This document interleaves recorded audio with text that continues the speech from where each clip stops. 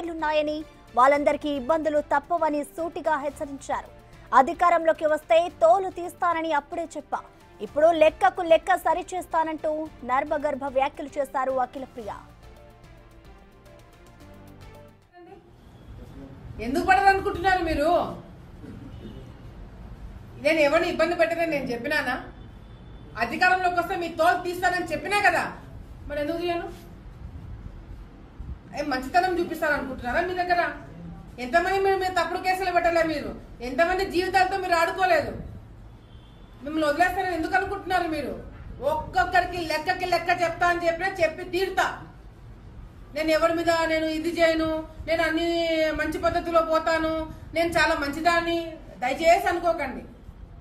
మీరు తప్పు చేసింటే భయపడండి, తప్పు చేయకపోతే ప్రశాంతంగా ఉండండి. డెఫినెట్ గా నాకు రెడ్ బుక్ ఉంది. రెడ్ బుక్ అంటున్నావు, పెట్టుకున్న రెడ్ బుక్ నేను కూడా. దాంట్లో మీ పేర్లన్నీ ఉన్నాయి. నా వల్ల నేను ఓపెన్ గా ప్రెస్ ముందర చెప్తున్నా, నా వల్ల 100 మంది లిస్ట్ రాసి పెట్టుకున్నా. ఇక 2-3 పాపమని తీసేస్తున్నాను కానీ 100 మంది నా వల్ల ఇబ్బంది పడబోతున్నారు. ఓపెన్ గా చెప్తున్నాను. 100 మంది లిస్ట్ నా దగ్గర ఉంది. ఆ 100 మందిని ఇబ్బంది పెట్టబోతున్నాను. అంటే ఇబ్బంది పెట్టబోతున్నాను అంటే కట్ట తీసుకొని కొడతానో చంపుతానో అట్లా ఇబ్బంది కాదు, అట్లా భయపడకండి. లీగల్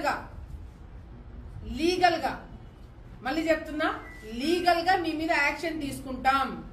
మీరు చేసిన అరాచకాలు బయట పెట్టి ఆధారాలు నిరూపించి మరి మీ మీద కేసులు పెట్టిస్తాను. మిమ్మల్ని వదిలిపెట్టము. ఎందుకంటే ఆలగడ్డ రాజకీయాలను నాశనం లేపింది మీరు కాబట్టి మీకు శిక్ష పడబోతుంది. మీరు జాగ్రత్తగా ఉండండి అని నేనే. ఇక దీనిపై మరింత సమాచారాన్ని మా ప్రతినిధి శివ అందిస్తారు. శివ, చెప్పండి. భూమా అఖిలప్రియ అయితే రెడ్ బుక్ కి సంబంధించి కొన్ని వ్యాఖ్యలు చేశారు. అసలు అఖిలప్రియ ఎవరిని ఉద్దేశించి వార్నింగ్ ఇచ్చారనుకోవచ్చు శివ? అసలు మొత్తం మీద చూసుకుంటే ఆలగడ్డ నియోజకవర్గం, నంద్యాల నియోజకవర్గానికి సంబంధించి కూడా గత 5 సంవత్సరాల కాలంగా అఖిలప్రియ, ఆమె సోదరుడు, ఆమె అనుచరులు అనేక ఇబ్బందులు పడ్డారు. అప్పటి అధికార పార్టీకి సంబంధించి నేతలు ఇష్టానుసారంగా వ్యవహరించి, అలాగే అఖిలప్రియ విషయంలో అనేకమైన తప్పుడు కేసులు పెట్టి, అలాగే ఆమె పైన 2-3 సార్లు అరెస్ట్ చేసే ప్రయత్నం కూడా జరిగింది. ఒకసారి అరెస్ట్ చేసి బెయిల్ కూడా తెచ్చుకున్న పరిస్థితి.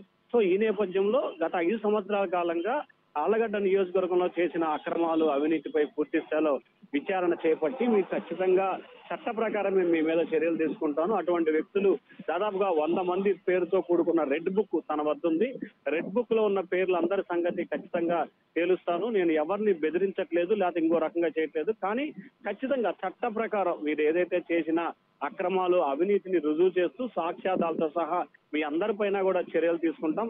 ఎట్టి పరిస్థితుల్లో ఉపేక్షించేది లేదు అని చెప్పి కూడా ఆమె కరాఖండిగా చెప్తున్నారు. ప్రధానంగా చూసుకుంటే గత కొన్ని రోజులుగా కాలంగా కూడా, అంటే గత 5 సంవత్సరాల కాలంలో అఖిలప్రియకి సంబంధించి అనేక రకాలుగా ఇబ్బందులు పెట్టారు. నియోజకవర్గానికి సంబంధించి వైసీపీ నేతలు కానీ, అలాగే ఆమె సమీప బంధువులు కూడా కొంతమంది ఆమెను ఇబ్బందులు పాలు చేసిన పరిస్థితి కనిపించింది. సో ఈ నేపథ్యంలో వారందరినీ కూడా టార్గెట్ చేస్తూ ఆమె ఖచ్చితంగా వారు ఏదైతే చేశారో వాటిపై ఫోకస్ పెడుతూ వారి మీద చర్యలు తీసుకోవడానికి అఖిలప్రియ సిద్ధమవుతుంది. దానిలో భాగంగానే తను రాసుకున్న రెడ్ బుక్ లో 100 పేర్లు ఉన్నాయని చెప్పి బహిరంగంగానే ఆమె చెప్పిన పరిస్థితి కనిపిస్తా ఉంది. Prasanna. Right, thank you Shiva.